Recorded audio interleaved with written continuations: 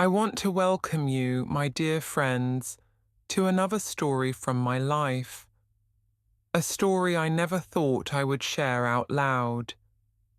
It is about family, trust, and the kind of heartbreak that lingers long after the words are spoken. If you're new here, I share real stories from the life I've lived, the struggles, the lessons, the moments that have shaped me. So, if you enjoy hearing about the truth behind the smiles and the quiet moments between the storms, you might want to subscribe so you don't miss the next story. But today's story, this one is heavy on my heart. It's not just about me, it's about the way relationships can change when life tests them. I want you to listen all the way through, because there is something in here you might recognize from your own life. Imagine this. You wake up in a hospital bed after surgery, still groggy from the anesthesia, your body aching in ways you didn't think possible. You're scared, weak, and the only thing that keeps you steady is the thought of your family. The ones you've loved, raised and supported for years, coming through that door to tell you they'll be there for you. Now imagine, a few days later, hearing your own grandchildren say the words, "We don't need you." Stay with me until the end, because those words didn't just hurt me, they changed the course of my life. It began in early spring, when the days were still cold, but the air smelled faintly of wet earth and the promise of blooming things. I had been struggling with my hip for months. Every step felt like someone was driving a rusty nail into the joint, but I kept telling myself it would pass. I still had the grocery shopping to do, the little garden in the back to tend, and church on Sundays. You don't just stop living because something hurts. But it didn't pass. The pain grew sharper until even the short walk to the corner store left me pale and shaking. My doctor told me the cartilage had worn down so badly that surgery was no longer optional. If I wanted to walk without a cane or avoid a wheelchair, we had to do it soon. I agreed, not because I wanted to, but because I thought of all the times I had pushed through pain for my family. I thought, if I do this now, I can get back on my feet quicker, be useful again. That was the word in my head, useful. I didn't realize then how much I had tied my worth to being able to help others. The morning of the surgery, my daughter drove me to the hospital. She was quiet, her eyes fixed on the road, and I assumed she was just worried. My grandchildren, both in their 20s now, had promised to visit me once I was home. "Don't you worry, Grandma," my eldest had said. "We'll take care of you." I carried those words with me into the operating room like a charm in my pocket.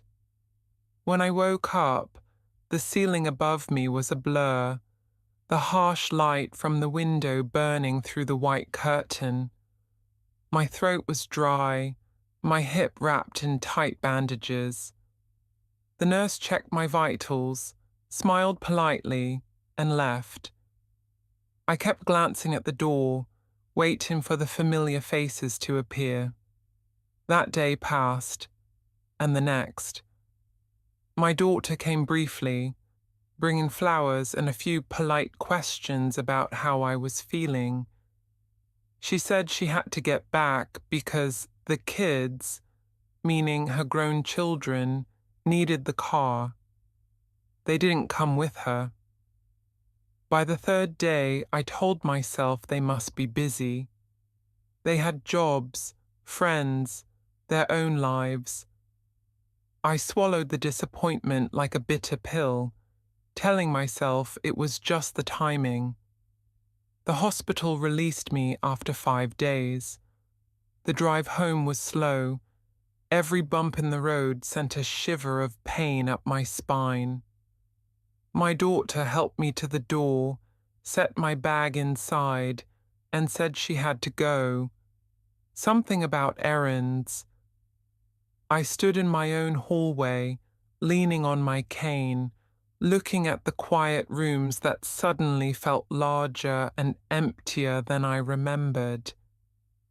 The first night was the hardest. I couldn't bend to reach the kettle, so I drank cold water straight from the fridge. I couldn't lift the laundry basket, so my clothes stayed in a heap by the bedroom door.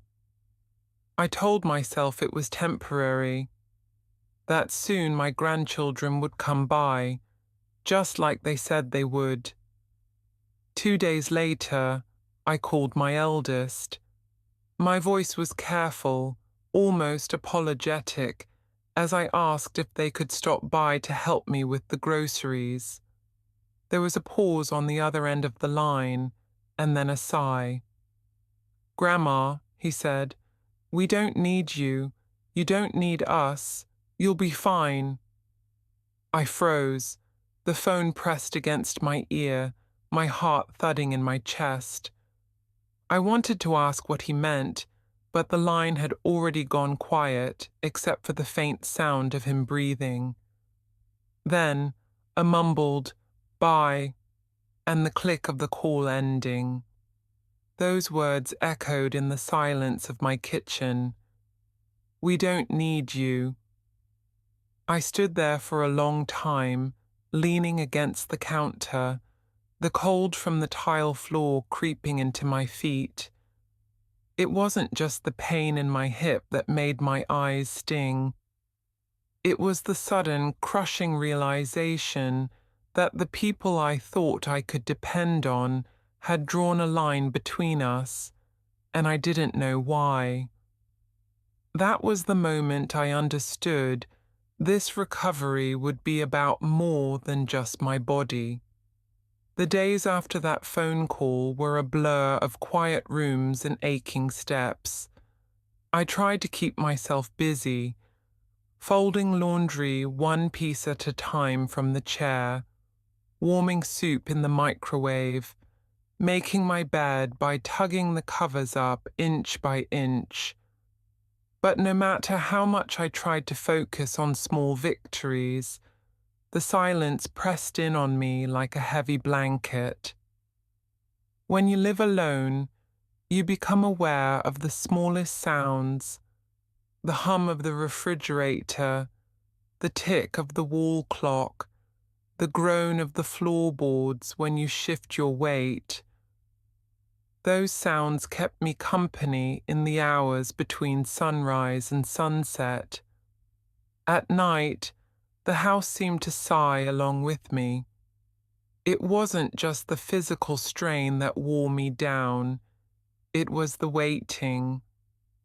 I kept my phone close, as if holding it in sight would somehow make it ring. I imagined my grandchildren's voices on the other end, telling me they'd changed their minds, that they were coming after all. But the days slipped past without their footsteps at my door. A week after my surgery, I decided I couldn't just sit there. My cupboards were running low, and my garden, the little patch of green I'd tended for 20 years, needed watering. It was still early spring, but I could see the first hints of life pushing through the soil. I wasn't going to let it wither just because I was unsteady on my feet. I put on my coat, eased myself down the porch steps with my cane, and made my way to the corner store. It was only 3 blocks away, but by the second block, my hip was burning. I stopped twice, pretending to look at shop windows just so I could catch my breath. Inside the store, the bright lights and bustle made me feel small, almost invisible. People moved quickly past me, their baskets full, their conversations quick and sharp. I picked up bread, milk, a few apples, enough to last a few days. Carrying them home would be the real challenge. At the checkout, the young man behind the counter bagged my items without looking up. I could feel the tremor in my arms as I reached for my wallet. "Would you like help carrying this to your car?" he asked automatically. "I don't have a car," I said, forcing a smile, "but I'll manage." The walk back was slower, the bag digging into my hand with each step. By the time I reached my front door, I was sweating despite the cool air. I set the bag down inside and sat in the nearest chair, my heart thumping from the effort. That night, I looked out the window at the street where my grandchildren used to ride their bikes, laughing as they swerved between the cracks in the pavement. I remembered making them sandwiches, patching scraped knees, staying up late to sew costumes for school plays. And now, those same children, adults really, couldn't spare a moment to check on me. It wasn't anger I felt, not yet. It was something heavier, something closer to grief. The kind of grief that comes when you realize the past you thought was unshakable is already slipping away.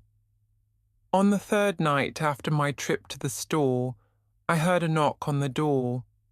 My heart leapt. Maybe it was them. I opened it to find my neighbor, Mrs. Caldwell, holding a casserole dish.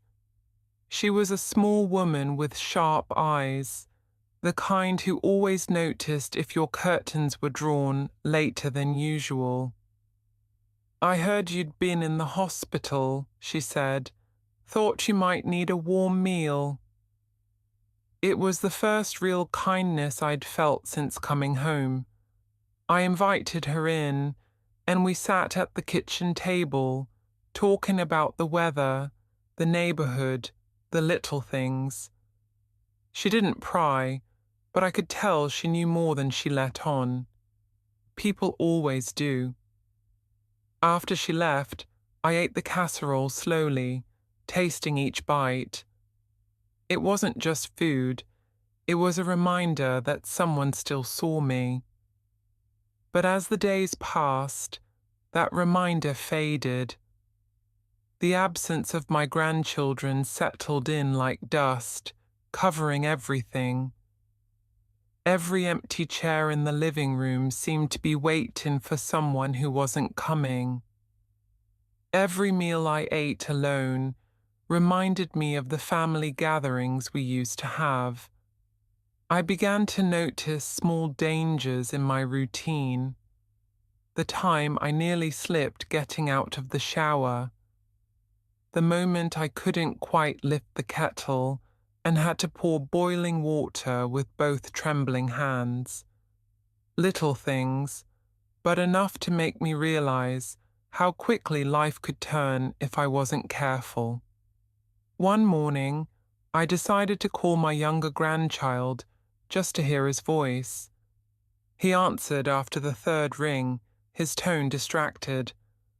I told him I was managing, but it was harder than I'd expected. "That's life, Grandma," he said lightly. "You'll get used to it."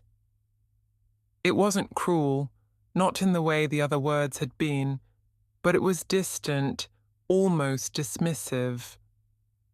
I hung up, sat in my armchair, and stared at the sunlight creeping across the floor. The house was quiet again, but now the quiet felt different. It wasn't just the absence of noise, it was the absence of care. That's when I started to understand something. If I wanted to get through this, I would have to learn how to stand and live without waiting for anyone to catch me. The first real disappointment didn't arrive like a storm. It came quietly, slipping in through an ordinary afternoon. It was a Thursday, one of those days where the sky hangs low and grey, and the hours seem to stretch without changing. I had woken up early, determined to make the house feel less like a recovery ward and more like a home again. I opened the windows for the first time in weeks, letting in the cool air. The scent of damp earth from the garden drifted in, reminding me that life outside my walls was still moving forward. Around noon, I decided to call my eldest grandchild. I told myself it wasn't to ask for help, just to invite them over for tea. I imagined us sitting in the kitchen, maybe even laughing about something, the way we used to. They answered on the second ring. "Hi, sweetheart," I said, trying to keep my voice light. "I was thinking, maybe you could come by this afternoon. I made some apple cake." There was a pause. In the background, I could hear the faint buzz of voices and clinking dishes. Maybe a cafe, maybe work. "Oh, I don't think so, Grandma. I'm kind of busy today." "That's all right," I said quickly, though my voice caught on the words. "Maybe another time." "Yeah, sure. We'll see." The line went quiet, and I knew they were already thinking about the next thing they had to do. I put the phone down slowly, staring at the apple cake cooling on the counter. The kitchen smelled warm and sweet, but the room felt hollow. I cut a small slice for myself and wrapped the rest, freezing it for later, though I wasn't sure when later would come. That night, I dreamed of the past, of mornings when the kitchen was full of noise, children's voices, the scrape of chairs, the smell of toast. I woke with the taste of it still in my mouth, only to find the same stillness waiting for me. A few days later, the second disappointment came, sharper than the first. My prescription refill was ready, but the pharmacy was too far for me to walk. I called my eldest again, thinking perhaps this was the sort of errand they could squeeze in between other things. "Could you pick up my medicine when you have a chance?" I asked. There was a long silence. "Grandma, I'm really busy right now. Maybe you can get it delivered." "I could," I said quietly, "but it costs extra. I thought, yeah, well, I just can't today." The click of the call ending felt heavier than it should have. I sat for a long time in my chair by the window, the phone still in my lap. I thought about how I'd once driven across town in the pouring rain to bring soup to that same grandchild when they had the flu. How I'd stayed up all night sewing a dress for their school play because they'd asked me at the last minute. How I'd told them so many times that they could always count on me. I had never thought to wonder if I could count on them. The pharmacy delivered the medicine 2 days later. The driver was polite, even offered to bring it inside for me, but I refused. I didn't want anyone to see me leaning on the walls just to get to the kitchen. That weekend, I saw my younger grandchild's name flash on my phone. For a moment, I thought it might be an apology or even an offer to visit. Instead, it was a quick question about a family recipe, one I'd written down years ago. They thanked me and hung up before I could ask how they were. The call left me with an odd mix of emotions. Part of me was glad they'd thought of me at all. Another part felt like I'd been reduced to a list of instructions, useful only for the things I could give, not for who I was. I started noticing how different people treated me now. Neighbours would wave politely but not linger. The mailman left packages on the step without knocking. Even at church, people would ask how I was, but their eyes were already moving to the next person in line. I don't think it was malice. I think it was something else. The quiet assumption that I could manage, or that if I couldn't, someone else would step in. But no one did. That's when I began to realize the first disappointment is just a door. If you leave it open, more will follow, each one walking right in without knocking. And soon, the words I dreaded most would arrive, not as a misunderstanding, not as a slip of the tongue, but as a deliberate final statement. It happened on a Tuesday, one of those strange days when the weather can't make up its mind. The morning was sunny, but by afternoon the clouds had rolled in, heavy and low, making the air feel close and restless. I had been trying to manage as best I could, but the strain was catching up with me. Every task took twice as long, and every movement sent a pulse of pain through my hip.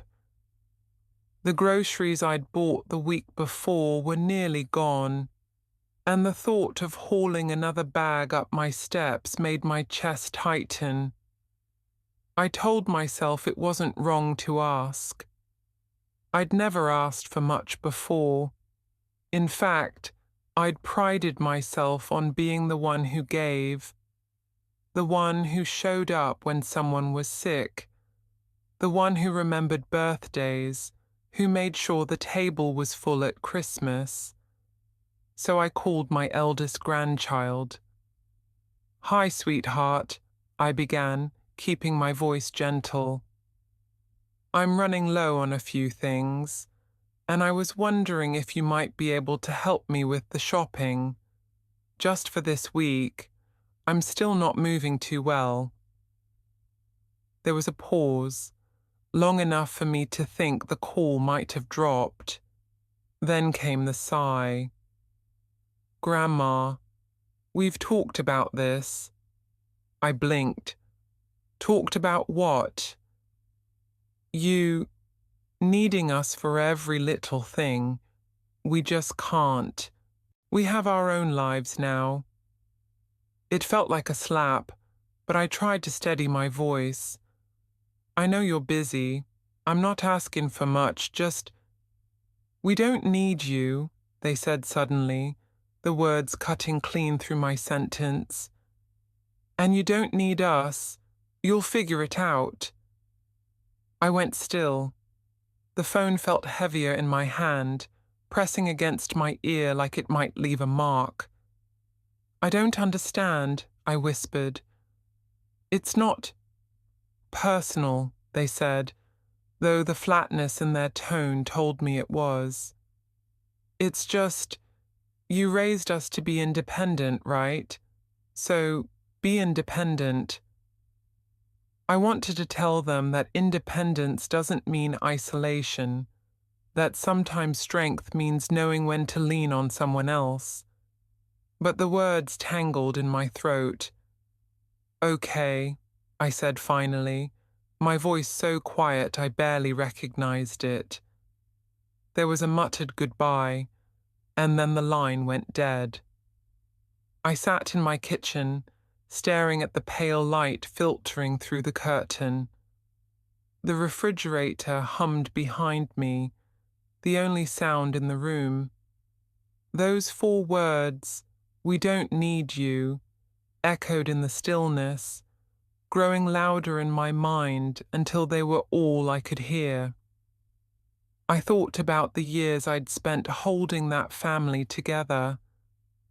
The long nights when my daughter was working late and I was the one tucking the kids into bed. The mornings when I'd stand on the sidelines at their games, cheering until my voice was hoarse.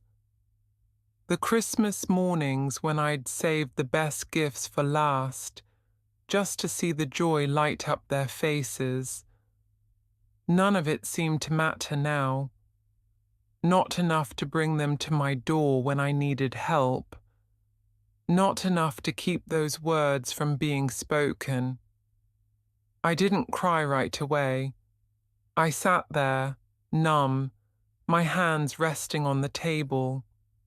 The tears came later, in the quiet hours of the night, when the pain in my hip made it impossible to sleep, and the loneliness pressed down so hard it felt like it might crush me. The next morning, I tried to go about my routine as if nothing had happened. I made tea, watered the plants, read the paper, but everything looked different. The walls seemed closer. The air felt colder. Even the sunlight through the window seemed to avoid me.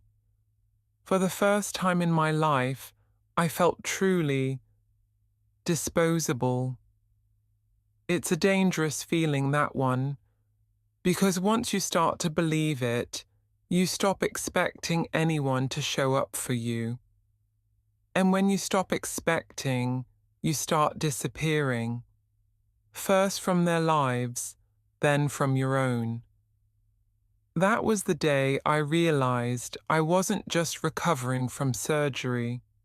I was recovering from something far deeper, the loss of the family I thought I had. The days after that conversation were heavy, like walking through water with weights tied to my ankles. The physical pain from my surgery was one thing, a deep, throbbing ache that came and went in waves. But the emotional weight never eased. It sat in my chest, pressing down on every breath. My house had always been a place full of movement.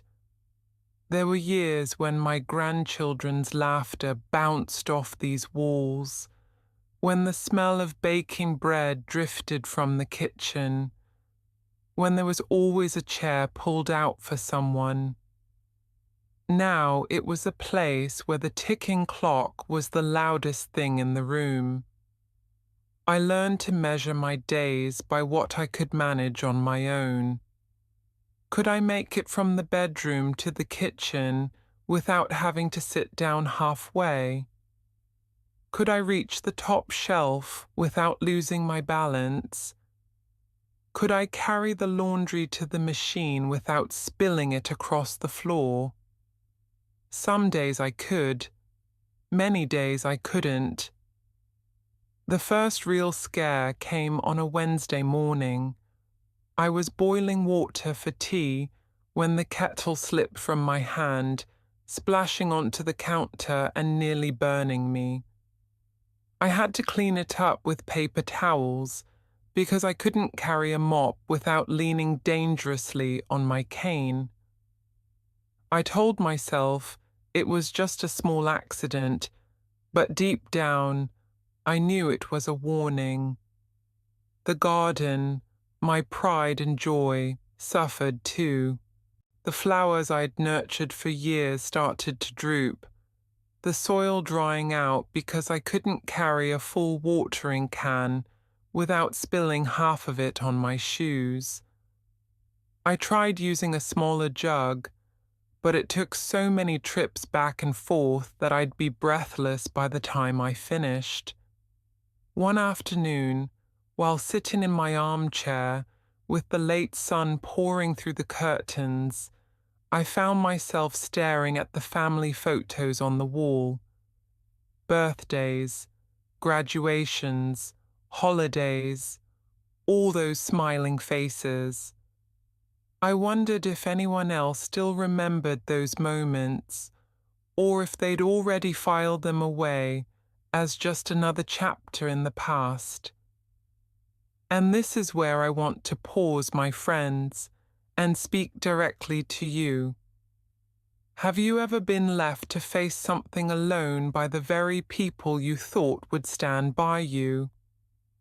If you have, you'll understand the kind of silence that follows, the way it wraps around you, not as comfort, but as a reminder of what's missing.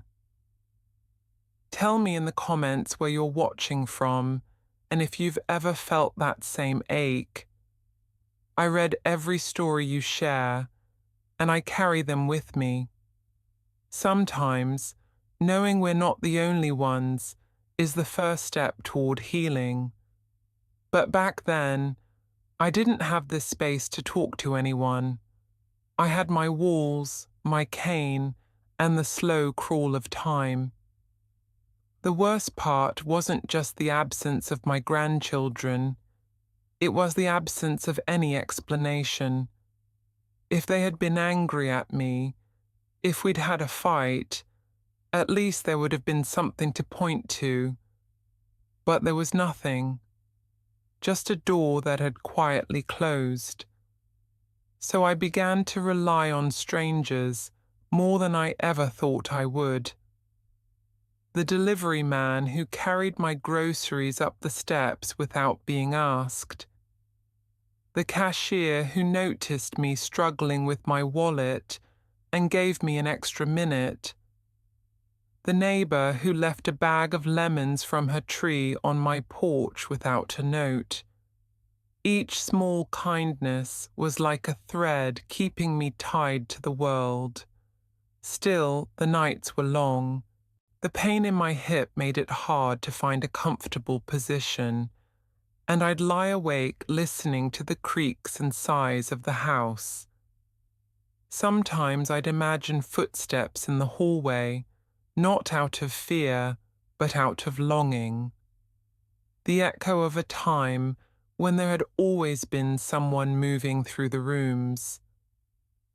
One particularly cold night, I sat wrapped in a blanket, looking out at the street. The wind was strong enough to shake the branches, and somewhere in the distance, I could hear a dog barking. I wondered if my grandchildren were out there somewhere, warm in their own homes, thinking about me, or if I had already faded from their thoughts. That was the question I couldn't answer, and maybe it was that uncertainty, more than the pain, more than the loneliness, that finally started to change me. I realized that if I wanted to survive this, I couldn't keep waiting for the sound of their knock on the door. The truth was, help wasn't coming. It started small, so small I almost didn't notice it at first. A gesture here, a word there, little signs that not everyone had turned away. It was late afternoon when I first met her. I had made the slow walk to my front gate to bring in the mail, my cane pressing into the gravel with each step.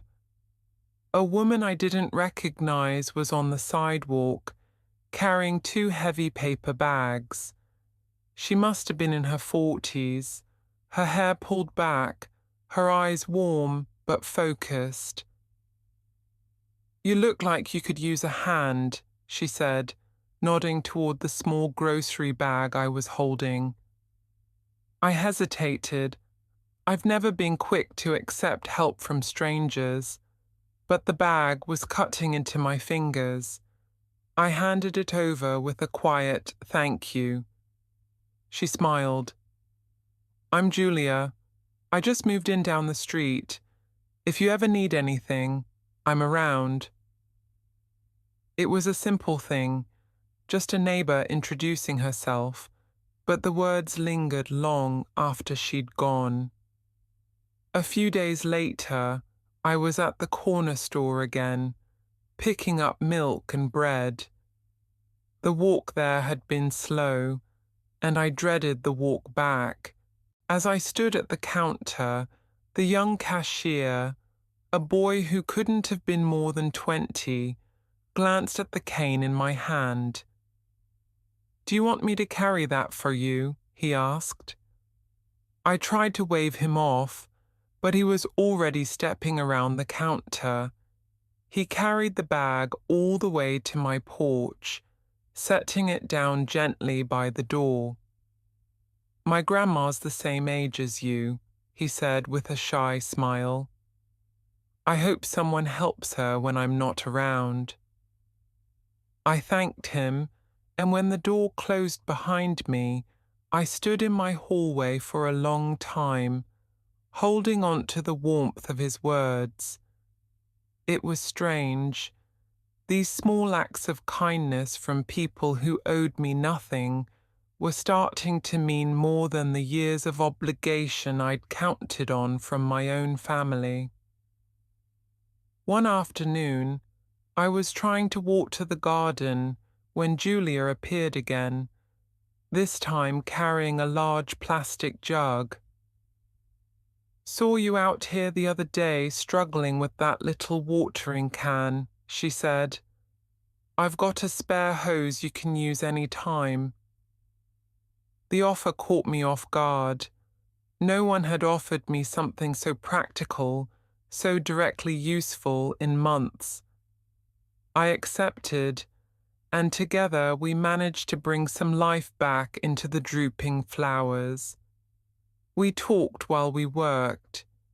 She told me about her move, about her 2 kids who were away at school, about her job at the library. I told her a little about my own family, though I kept the details vague. It felt good to speak without having to explain everything. Later that week, there was a knock at my door. I opened it to find a paper bag sitting on the porch. Inside was a loaf of fresh bread and a small jar of honey. There was no note, but I knew it was from Julia. It wasn't that these people were solving my problems. I still woke up with pain in my hip. I still had to plan my days around what I could manage alone. But something had shifted. The world felt a little less sharp at the edges. I started noticing other small kindnesses. The mailman began leaving my letters tucked safely into the side of the door instead of in the box at the end of the path. A woman from church I barely knew dropped off a container of soup, saying she'd made too much. These were not grand gestures, but they reminded me of something I had almost forgotten. That there are still people who will show up for you, even if they have no reason to. For a while, I let myself believe that maybe this was enough, that I could piece together a kind of life from these brief connections. But the truth was, I was still alone in the moments that mattered most. And then came the night that changed everything. I had been moving slowly around the kitchen, trying to put away the dishes, when my foot caught on the edge of a rug. I stumbled forward, grabbing for the counter, but my cane slipped from my hand. The fall was quick and merciless. I landed hard on my side, the shock of pain stealing the air from my lungs. For a moment, I couldn't move. The room seemed to tilt, my vision narrowing to a blur. I lay there, waiting for the phone to ring, for someone to knock. But of course, no one did. When I finally managed to reach the phone and call for help, it wasn't my family who came. It was Julia. She rode with me in the ambulance, her hand on my shoulder, speaking in a calm voice I clung to like a lifeline.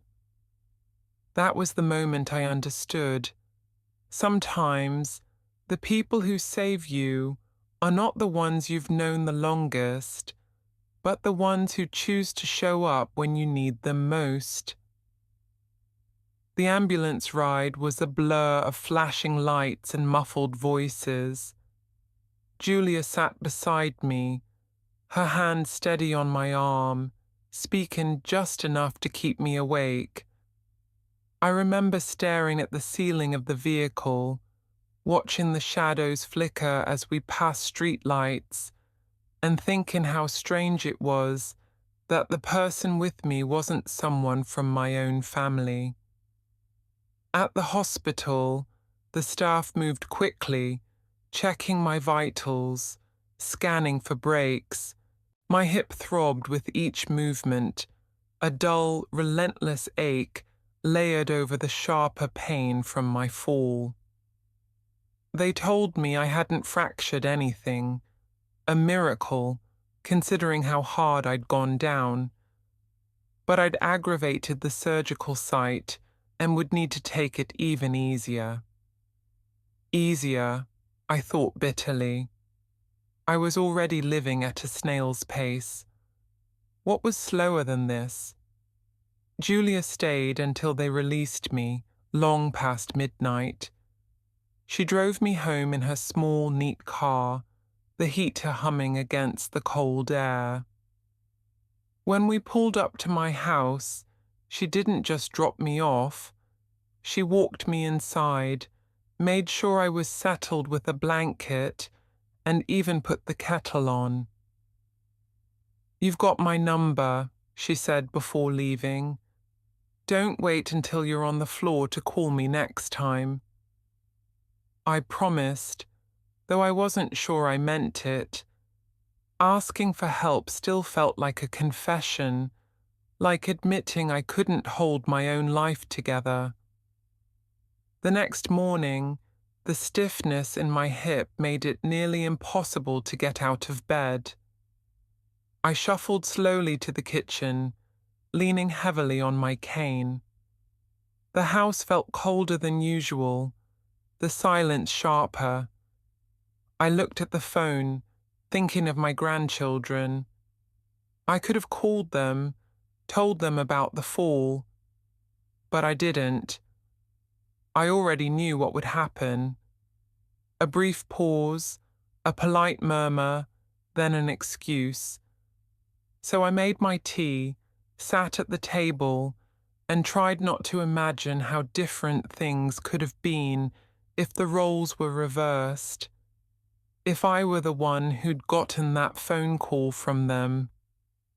I knew I would have been there in a heartbeat. The truth settled in heavier than ever. I couldn't keep holding on to the idea of my family as my safety net. That net had holes too wide to catch me anymore. It was Julia who nudged me toward the change. A few days after the fall, she stopped by with a grocery bag and a flyer. "There's a community group that meets every week at the library," she said. "They do a bit of everything, book club, crafts, just keeping each other company. I think you should come." I hesitated.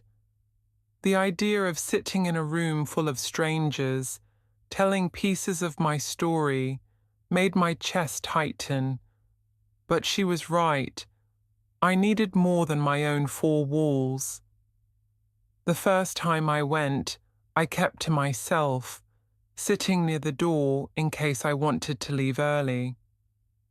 The group was a mix of people, retirees, widows, a few younger folks who worked from home and came for the company. They talked about little things, recipes, the weather, local news.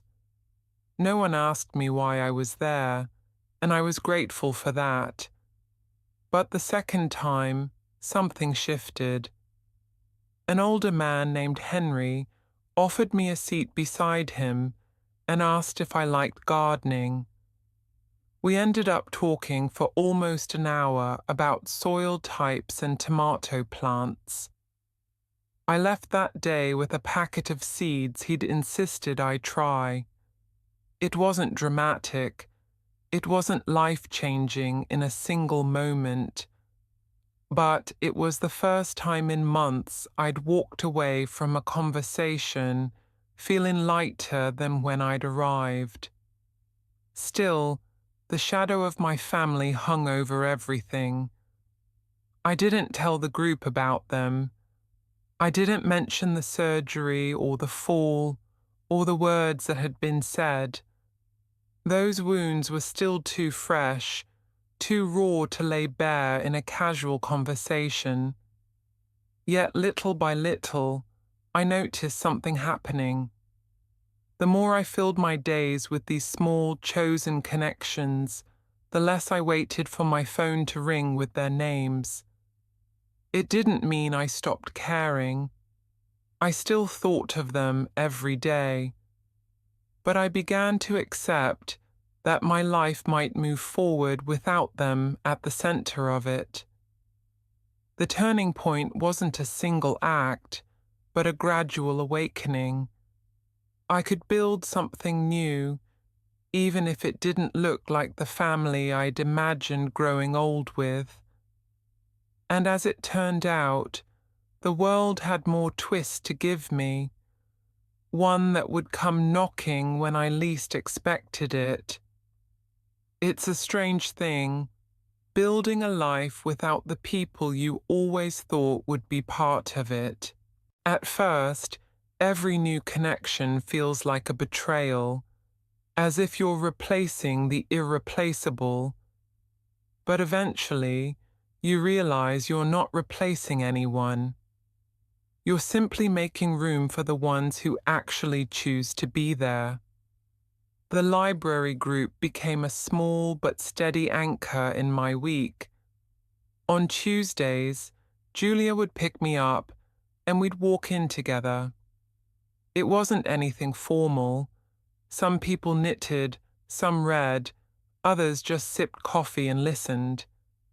I found myself talking more each time, not about my family or the surgery, but about lighter things, the weather, recipes, the stubborn rosebush in my yard that refused to bloom. Henry, the gardener, brought me a small potted plant one week. "To keep you company," he said with a wink. I set it on my kitchen windowsill, and each morning I checked the soil before I made my tea. There was something comforting in the routine, in watching something grow simply because you cared for it. It wasn't just the group either. Julia had become more than just a helpful neighbor. She was a friend. She'd stop by with fresh bread, or a bag of oranges from the market, or just to sit for a while and talk.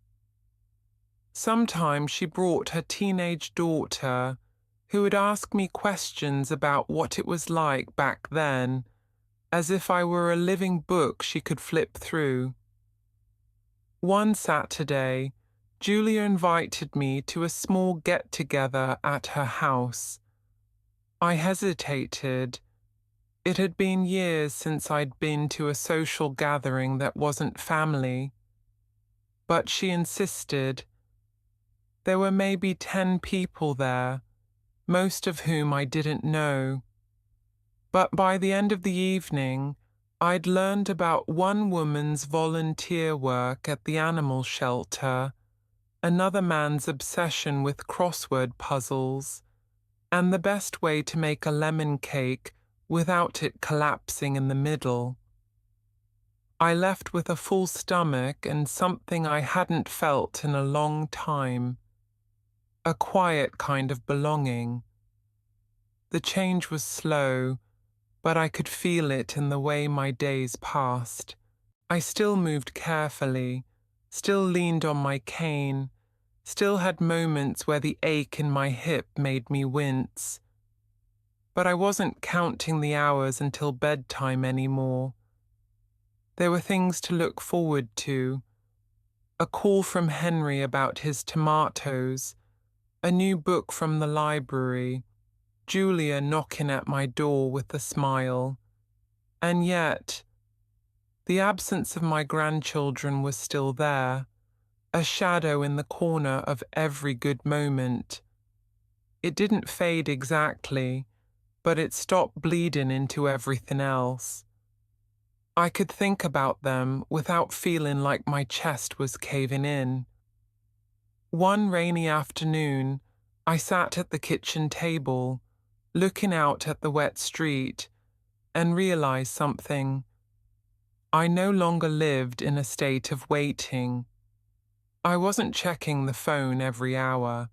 I wasn't measuring my worth by whether or not they showed up. I was still me, and I was enough. That realization didn't erase the hurt, but it did something almost as powerful. It made room for joy again.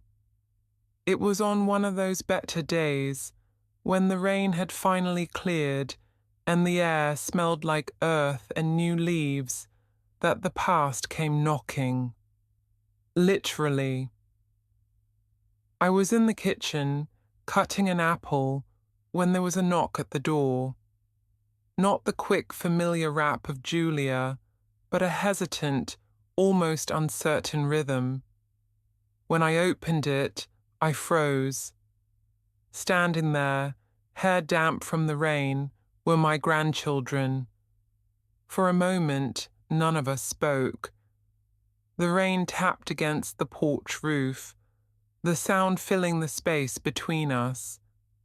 They looked older somehow, though it had only been months.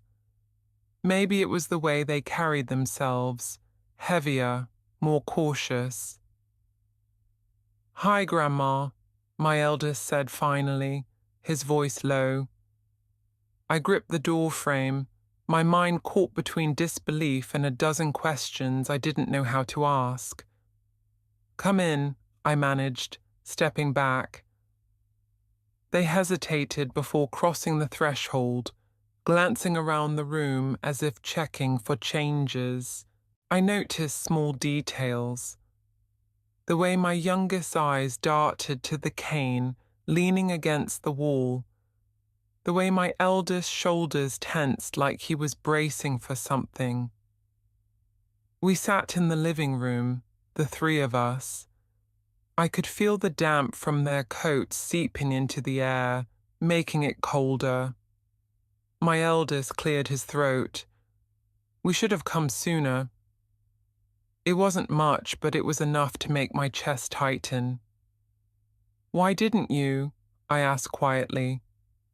He looked down at his hands. "I don't know. I thought you were fine.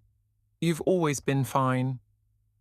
"That's not true," I said, my voice sharper than I intended. "I wasn't fine. I needed you. And you told me you didn't need me." The words hung there, heavier than the rain outside. My youngest winced. "I didn't mean it like that," he said. We were going through stuff." I stared at him. "And you couldn't tell me? You couldn't just say, 'Grandma, we're struggling too'? Instead, you made me feel like I was a burden." Silence again. The only sound was the clock ticking on the wall. Finally, my eldest spoke. "We were wrong.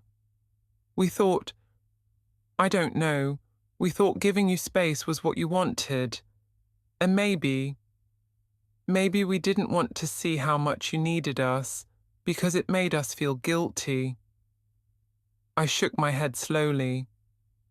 You didn't just give me space. You left me alone. After surgery. After I raised you. After everything. My youngest eyes were wet now, though he kept blinking quickly, like he could force the tears away. I'm sorry, Grandma, we both are. We should have been here. I leaned back in my chair, the weight of the months between us pressing down. Part of me wanted to forgive them on the spot, to close the distance and pretend it had never happened. But another part, the part that had sat in an empty kitchen with tears in my tea, wasn't ready to let go so easily. Sorry doesn't erase what happened, I said finally, but it's a start.